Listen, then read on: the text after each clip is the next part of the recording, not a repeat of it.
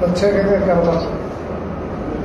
Sir ఈ TDP Janasena పొత్తులో భాగంగా దాదాపు నిన్న టీడీపీ జనసేన పొత్తులో భాగంగా నిన్న ఒకేసారి 110 సీట్లు అనౌన్స్ చేశారు కదా, ఎలా చూస్తారు? గతంలో ఎప్పుడన్నా చంద్రబాబు ప్రకటించారు? అట్లా కాదు, ధ్యేయము వాళ్ళకు ఒకటే. చంద్రబాబు నాయుడు పవన్ కళ్యాణ్ ధ్యేయం ఒకటి. ఏమైనా సరే ఇప్పుడు మారు జగన్ గత దింపాలని దానికి వాళ్ళు ఎన్ని త్యాగాలు పెట్టారు. చాలా ఆత్మీయులు కూడా దూరంగా రియాలిటీ పరిస్థితి ఏదో తెలుసుకొని కులము మతము ఇవన్నీ ఉన్నప్పుడు వాటికి లీస్ట్ ఇచ్చారు. కట్టకడపడి ప్రాధాన్యత ఇవాళ కులం చాలా ఎక్కువ ప్రామినెన్స్ మతానికి ప్రామినెన్స్ ఉన్నా కూడా చంద్రబాబు నాయుడు గారు పవన్ కళ్యాణ్ గారు ఇద్దరు కూడా వాళ్ళ అక్కడ పెట్టి వాళ్ళ పేరు ఒకటే. ఏది ఏమైనా సరే ఈ జగన్ యొక్క ఈ రాక్షస పాలన అంతం అవుతుంది. వాళ్ళకు ఆత్మీయులుగా ఉన్నటువంటి వాళ్ళకు కూడా టికెట్ ఇవ్వలేదు. ఒక రకంగా చెప్పాలంటే చంద్రబాబు నాయుడు గారి యొక్క ఆయన నేచర్, ఆయన దీనికి వ్యతిరేకంగా కూడా పోయి ఎన్నో అంచుకొని ఇవాళ పూర్తిగా సర్వేల పైన ఇతరత్ర వాటిపైన ఆధారపడి టికెట్లు సహజంగానే టికెట్ లాంటి వారికి కొంత కోపము తాపం ఉంటుంది. 10 ఏళ్ల సర్వీస్ ఉన్నటువంటి వారు 10 సంవత్సరాలు చంద్రబాబు నాయుడు పెట్టుకోవాలా, లేకపోతే పవన్ కళ్యాణ్ గారిని నడుచుకోవాలి వస్తుందని ఇంతవరకు ఆశ పెట్టుకోవాలి. ఇవాళ ఈ పొత్తుల వల్ల కొందరు ఆశలు తగ్గించుకోకపోతారు. వాళ్ళు తప్పదు. తెలుసు చంద్రబాబు నాయుడు ఏం కాదు పరిస్థితులు. ఎవరు ఇప్పుడు మా ముసలాయన ఉన్నాడు, కళ్యాణ్ దుర్గం ముసలాయన, ఆయన ఎంత సిన్సియర్ గా ఉంటాడో చంద్రబాబు నాయుడు గారికి తెలుసు. అయినా కూడా కాలానుగుణంగా పరిస్థితులకు అనుగుణంగా ఏమైనా సరే గెలవాలనేటువంటి ఉద్దేశంతో ఇవాళ టికెట్ ఇవ్వచ్చు. ఆయన అంటే సరిపోకలేదు కాదు, లేకపోతే బిజినెస్ అనేటువంటి మాట. మిన్నైన క్యాండిడేట్ ఉండాలా, ఏ పరిస్థితుల్లో ఏదానికైనా తట్టుకోవచ్చు పరిస్థితిలో ఉండాలనేటువంటి ఉద్దేశంతో ఆయన మార్చారు తప్ప మరి ఆయన బిజినెస్ అనేటువంటి మాట అన్ని పార్టీ సార్ ఎంత సీనియర్ పార్టీలో చాలా సీనియర్ పరిస్థితులకు అనుగుణంగా మార్చుకోవచ్చు. అతను కూడా చాలా బదలపడుతున్నాడు. ఈ మార్పులు వచ్చేటువంటి వల్ల ఎంతో కాలంగా అతను నమ్మినటువంటి వాళ్ళకు న్యాయం కాదు, కొంత అన్యాయం తర్వాత జరిగింది అనేటువంటి బాధ బదలపడటం లేదు. నా ఉద్దేశంలో ఈ బాధలు ఇవన్నీ కూడా రాబోయే రోజులు సరిపడుతుంది. పార్టీ అంతా ఏకతాటిపైన ఉంది. చంద్రబాబు నాయుడు నాయకత్వాన్ని సమర్థిస్తూ పనిచేస్తుందన్నటువంటి నాకు అప్పుడే నిన్నటికి ఈ రోజు కూడా టెన్షన్ తగ్గింది. నిన్న ఉన్నంత టెన్షన్ ఇవ్వాలని స్లోగా ఇది వస్తా. దానితో చంద్రబాబు నాయుడు గారు కూడా వీళ్ళందరినీ పిలిపించుకొని మాట్లాడి ఏదో చేసుకున్నారు. మా లాంటి వాళ్ళు ఎవరు ఉంటే మేము కూడా మాట్లాడడానికి కాబట్టి ఈ టెన్షన్ అనేది నాట్ కంటిన్యూ ఎలక్షన్ వరకు ఉంటుందని అనుకోవటం లేదు. ఇదంతా కూడా పొంగు పాల పొంగు వచ్చినట్టుగా వేడి వస్తానే వచ్చేసింది చల్లారు. కాబట్టి ఒకటే అందరి ధ్యేయం, జగన్ ఇవాళ రాకూడదు. That is only one. Ticket రాని వారికి అట్లే ఉంది, టికెట్ వచ్చిన వారికి అట్లే ఉంది. నాలాంటి వాడు దూరంగా ఉన్నటువంటి వాడు నాలాంటి వాడు కూడా అదే అభిప్రాయం. తర్వాత అన్ని ఇద్దరు లెక్క పెడుతున్నారు చంద్రబాబు నాయుడు. కులాన్ని కూడా క్యాస్ట్ కూడా కన్సిడర్ చేసి ఏ క్యాస్ట్ అయితే బాగుంటుంది. ఎందుకంటే ఇవాళ మేము ఉన్నప్పటికీ ఇప్పటికీ పార్టీస్ కులం ప్రధానంగా పనిచేస్తాం. కులం, సో ఆ కులాన్ని కూడా కన్సిడర్ చేసేటట్టు ఇవన్నీ ఇట్లాంటివన్నీ కొత్త టెక్నిక్స్, కొత్త వ్యవహారాలు వచ్చాయి. దానివల్ల ఇది కొంత అలజడి కలిగించిన ఈ అలజడి రాబోయే రోజుల్లో ఎలక్షన్ల కంటే ముందే ఎప్పుడో ఒక 10 రోజుల లోపల 6 రోజుల లోపల ఇవన్నీ కూడా తగ్గిపోతుంది. ఈ పొంగంతా కూడా చల్లారిపోయింది. వాళ్ళ మీద ఉన్న పొంగంతా కూడా చల్లారిపోయి మామూలు స్థితికి వచ్చి అందరూ ఐక్యమత్యంతో సబటేజ్ అనేటువంటి మాట లేకుండా ఐకమత్యంతో పనిచేసి వారు ఖచ్చితంగా చంద్రబాబు నాయుడు ఇప్పుడు జనసేనతో పాటు టీడీపీ మరోసారి బీజేపీ కూడా పొత్తులోకి వస్తారంట. ఇప్పుడు బీజేపీ కూడా పొత్తు వస్తుంది, దాంట్లో పొత్తులోకి రావాలని మేము కూడా కోరుకుంటున్నాము. ఈ ఓట్లు చీలిపోకూడదు. అయినంత మాత్రం చంద్రబాబు నాయుడు ముఖ్యమంత్రి కాదు అనేటువంటి మాట లేదు. He will be the chief minister, he will be. దాంట్లో ఎవరికేమి అభ్యంతరం ఉండదు. అటు బీజేపీ కానీ ఇటు పవన్ కళ్యాణ్ కానీ ఏమి అభ్యంతరం. ఈయన స్వార్థం తగ్గించుకోవాలా, ఈయన తన వాళ్ళకు కొంత తగ్గించుకొని చేసి కొంత మీద ఆ స్థానాన్ని అతనికే దక్కుతుంది నా గాఢమైన కాంగ్రెస్ లో వామపక్షాలు అన్ని కలిసి కూడా కూటమి ఏర్పడి నేను చెప్తున్నాయి ఏదైతే ఉందో టీడీపీ ఇప్పుడు సిపిఐ వాళ్ళు సిపిఎం వాళ్ళు కొత్త కర్మ. ఇంతకుముందు ఉన్నటువంటి స్నేహ సంబంధాలు ఇప్పుడు ఉన్నాయి. అవి కంటిన్యూ అవుతాయి. వాళ్ళకు కూడా అవసరమైన చోట ఎక్కడ చోట 1-2 సీట్లు ఇవ్వటము, చేయటము, మేము తగ్గించుకోవటము ఇవన్నీ కూడా జరుగుతాయి. ఇదేం ఫైనల్ అయిపోయింది అనుకోవాల్సిన అవసరం లేదు. ఇంకా వారం 10 రోజులు టైం ఉంది. ఈ వారం 10 రోజుల్లో కూడా ఇంకా సర్దుబాటులో 1-2 సీట్లు సర్దుబాటుగా అవకాశం ఉంది. అంటే కాంగ్రెస్ లో వామపక్షాలు పోతున్నాయి సార్. ఇది కదా కాంగ్రెస్ వామపక్షాలు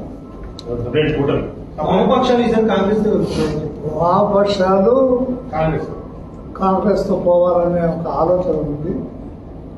కానీ వాళ్ళ ధ్యేయము, మా ధ్యేయము, అందరి ధ్యేయము జగన్ పోవాలనేటువంటిది. కాబట్టి అది ఏ రకంగా కావాలంటే ఆ రకంగా సర్దుబాటు చేసుకోవడానికి అవకాశం.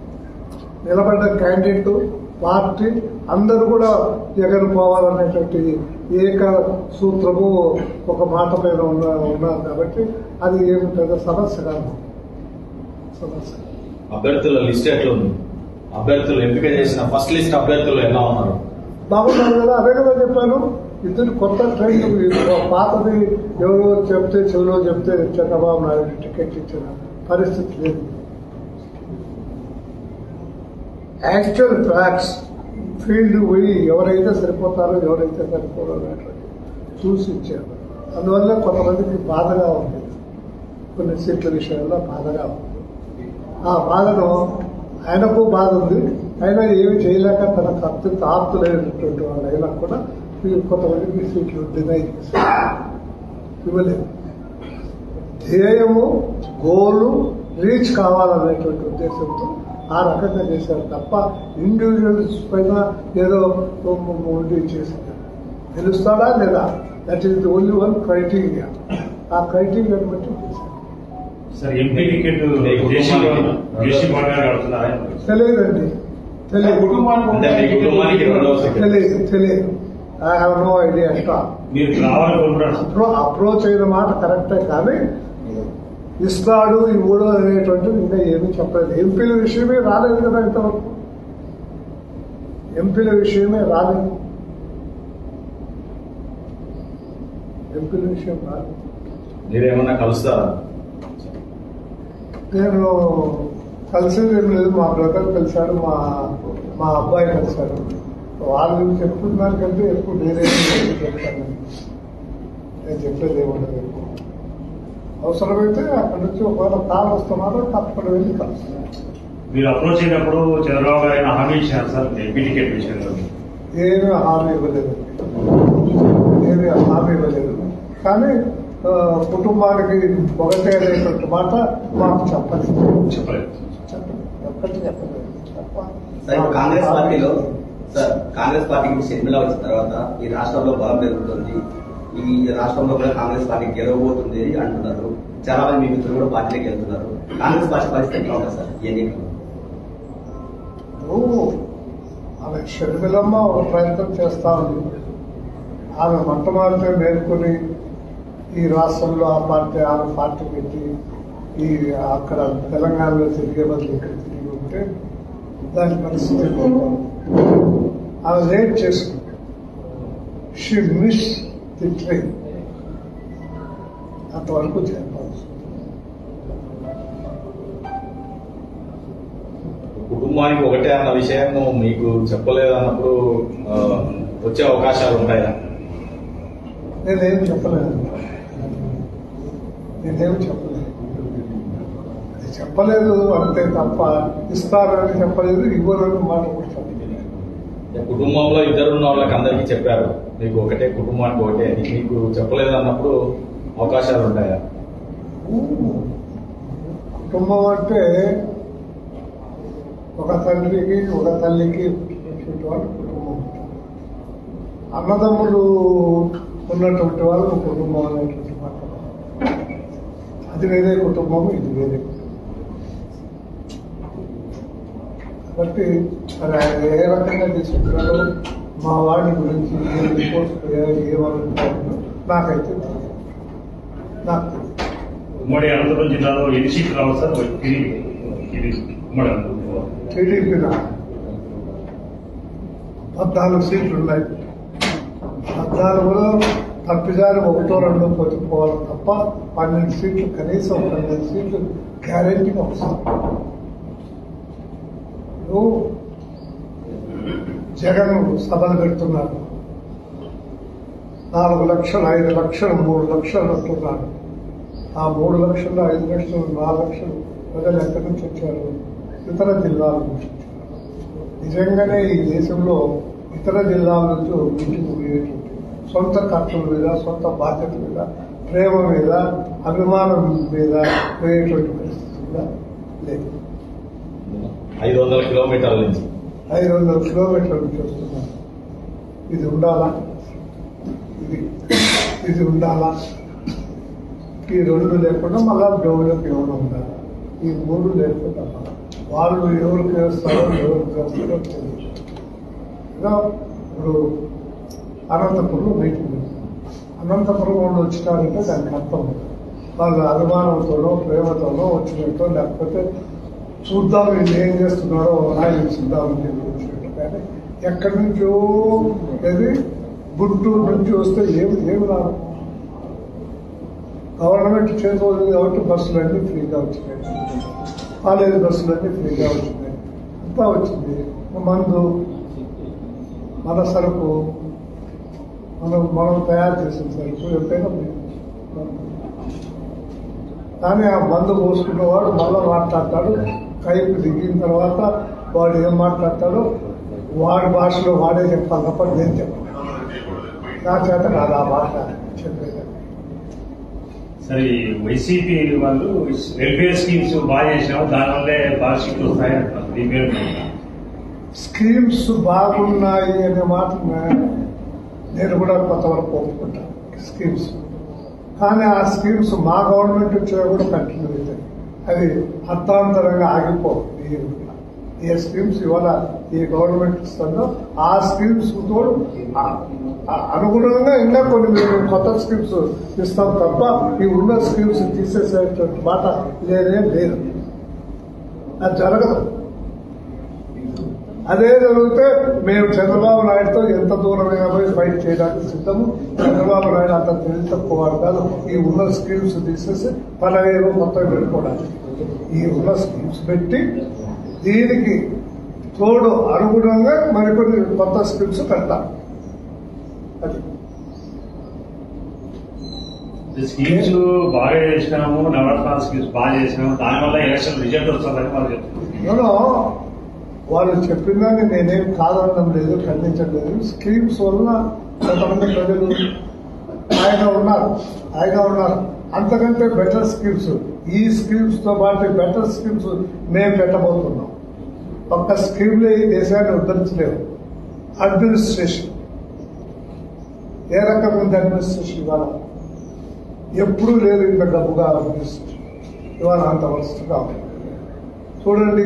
రోడ్లు చూడండి ఎట్లున్నాయో, ఎంత కోతులు బండి ఉన్నాయో, ఏమున్నాయో. మా కప్పూర్ దగ్గర ఉండేది ట్యాంక్ చాగండ్ర డ్యాంలో నీళ్లు ఇవాళ వృధాగా వదిలిపెడతారు. ఆ చాగండ్ర డ్యాంలో నీళ్లు ఉంటే మాకు తాగునీటి సమస్య ఉండేది కాదు, రాదు. ఆ నీళ్లు వదిలిపెడుతుంటారు. దానివల్ల ఆ ఇసుక వదిలేశారు. ఆ గోతులన్నీ ఊడిపోవాలని చెప్పి డ్యాంలో ఉండేది నీళ్ళు. రేపు ఎండాకాలంలో ట్యాంకర్లు పెడితే కాదు, ఏం అవసరాల్లో ఆ దేవుడికే తెలియాలి, ఆ జగన్కే తెలియాలి, మిగతా వాళ్ళకి తెలిసేటట్టు. ప్రజలందరూ తన్నీళ్ళ పరిమితం అవుతున్నారు. మామూలు మానవుడు కూడా వాళ్ళు విమర్శ చేస్తున్నారు. ఆ డ్యామ్లో నీళ్ళు అది పరిస్థితి.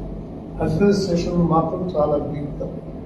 ఈసారి పోలింగ్ లో వైలెన్స్ ఉంటుంది అని చెప్పి చెప్తున్నారు చాలా మంది రాజకీయ విశ్లేషకులు. మీ అనుభవం మీద మీరేమంటారు? ఎట్లా మళ్ళా చెప్పండి. వైలెన్స్ అంటే బాగా గొడవలు ఇవన్నీ జరిగే అవకాశం ఉంటుంది అని చెప్తున్నారు.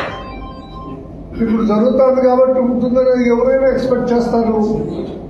ఇప్పుడు మీ రిపోర్టర్ ఏం చేశాడు? ఆయన కింద పడేసి కొట్టి హాస్పిటల్. ఇంకో రిపోర్టర్ ఏదో చేస్తుంది, ఇంకోటి ఏమో చేస్తుంది. ఇది నిత్యకృత్యం అయిపోయినాయి కదా. ఇదేమి ఊహించినటువంటిది కాదు, అందరూ ఊహించేటువంటిది. ప్రెస్ వాళ్ళు ఊహించుతున్నారు, సామాన్య మానవుడు ఊహించుతున్నాడు. నాలాంటి పార్టీషన్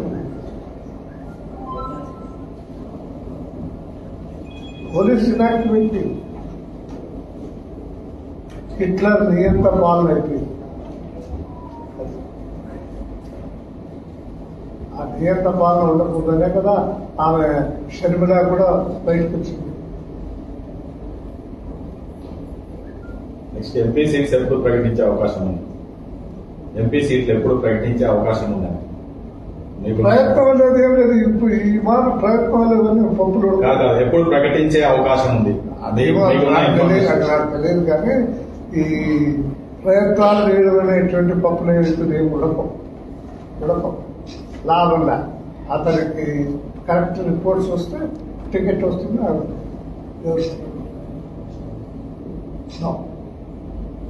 ప్రెషర్స్, నా వాడు, నా శిష్యుడు, నా కులము, నా మతము, ఇవన్నీ లాభం, ఇవన్నీ ఉండవు. ఇవాళ అది లేకనే ఇవాళ ఈ లిస్ట్ వచ్చింది. దీన్ని సర్వత్రా అప్రిషియేట్ చేస్తాను. ఒకరాని కాదు, ఈవెన్ అపోజిషన్ వాళ్ళు కూడా కొంతవరకు అప్రిషియేట్ చేస్తారు. అధికార పార్టీ భయపడతా ఉంది అని చెప్పి అంటున్నారు మీ పార్టీ వాళ్ళు. ఈ లిస్టు చూసిన తర్వాత ఏమంటారు?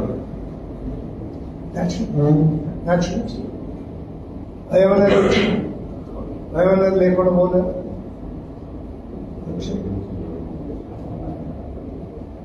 రాష్ట్రంలో ఎన్ని సీట్లు రావచ్చు సార్? రాష్ట్రంలో I have no idea. I don't want to comment about it.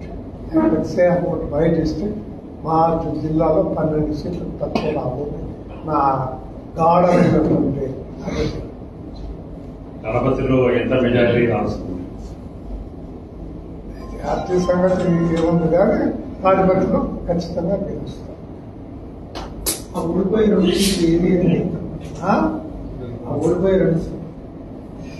12 వస్తే కదా సార్, మిగతా 2 ఓడిపోయి ఉన్నాయి. ఏముండొచ్చు? ఏ స్థానం హ్యాంగ్ అయితే 14 చెప్పాలా? 7% ఓడిపోయేటి కూడా ఉంటాయి కదా. అంటే అన్న చెప్పినట్టు నన్ను మాట్లాడమంటే ఎట్లా? జగన్ ఏమీ పనికిరాడు అంటే ఎట్లా? ఏమి జగన్ కొంత స్ట్రెంగ్త్ ఉంది, కానీ ఆలోచన పరులు తిరిగి ఓటర్లు ఏదో మా రెడ్డి చెప్పినాడని చెప్పి ఓట్లు వేసేవాళ్ళు చాలా తక్కువ మంది. సొంతంగా ఆలోచన చేయగలిగినటువంటి వాళ్ళు నేను విచారిస్తున్నాను. బిలో పావర్టీ లైన్ లో ఉన్నటువంటి వాళ్ళు అబౌవ్ పావర్టీ ఎడ్యుకేషన్ వాళ్ళని గురించి మీకు బాగా తెలుసు. బిలో పావర్టీ వాళ్ళు కూడా ఇక్కడ ముందు ఉన్నట్టు మూర్ఖంగా లేరు.